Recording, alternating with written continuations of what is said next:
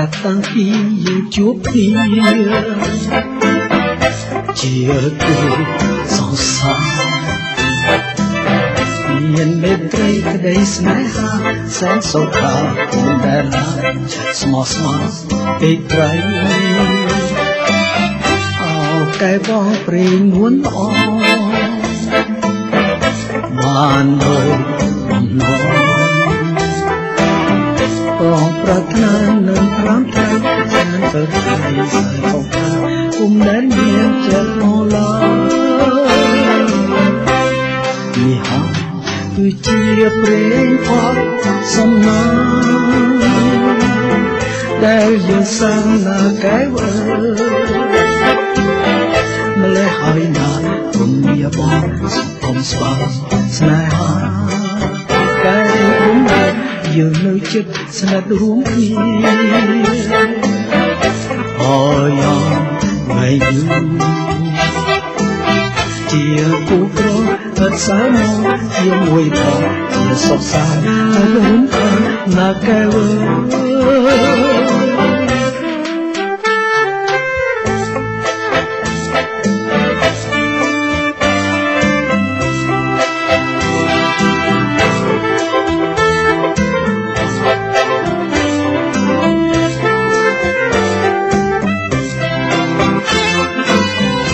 ចាប់តាំងពីយើងជួបគ្នាជាគូសង្សារមានមេត្រីក្តីស្នេហាសែនសុខាមិនដែលហើយចិត្តស្មោះស្ម័គ្រពេកក្រៃអោកែបងព្រេងមួនល្អបានដូចបំណងបងប្រាថ្នានឹងខ្លាំផ្លូវឲ្យសពថ្ងៃសែនសុខាគុំដែលមានចិត្តមកឡើយនេះហើយគឺជាព្រេងផកសំណាងដែលយើងសាងណាកែវម្លេះហើយហើយគុំមានបងសុំស្វាស្នេហាកែគុំយើងនៅចិត្តស្និទ្ធរួមគ្នា